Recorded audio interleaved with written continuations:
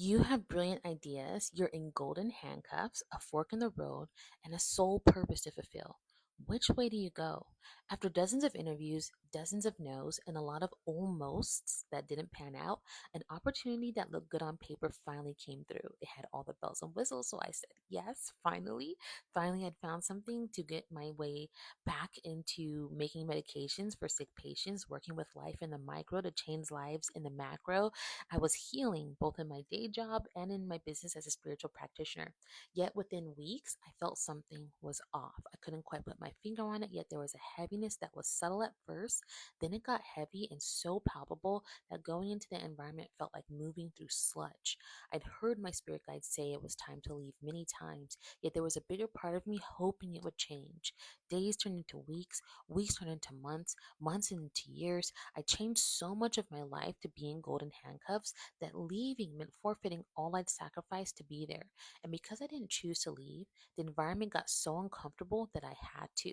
Eventually, the difference in vibration between this environment and me forced a separation. It led me right back to the road I was avoiding, having to start from scratch again. Now I only choose what chooses me from a place of alignment, not from a place of scarcity, need to have out of obligation, or for performative metrics to say I work for a top company.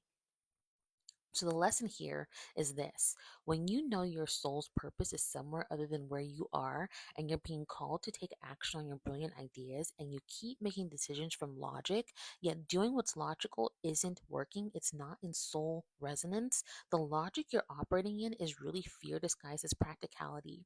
And that logic keeps you in a holding pattern. That holding pattern keeps you from making the decision to leave situations you've outgrown. So instead of overstaying your welcome in situations you've outgrown, know this: what you choose to hold on to out of fear of the unknown will vibrate out of your life anyways, and often in ways that aren't so pleasant. That's why in my signature program, Emancipation, Exhaling into Purpose, I teach you how to stop overriding your intuition with logic so you can make decisions and take action to follow through on your brilliant ideas and living your soul's purpose.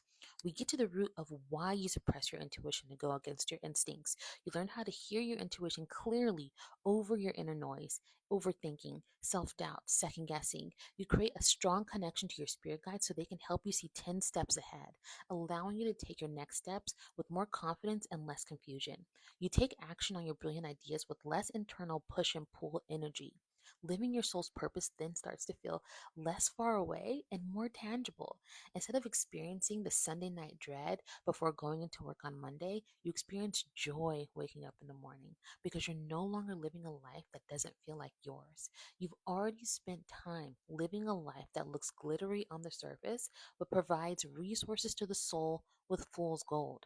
It's time for you to bring your brilliant ideas to life and answer your soul's calling instead of sitting it to voicemail. My signature program, Emancipation, Exhale into Your Purpose, is coming soon.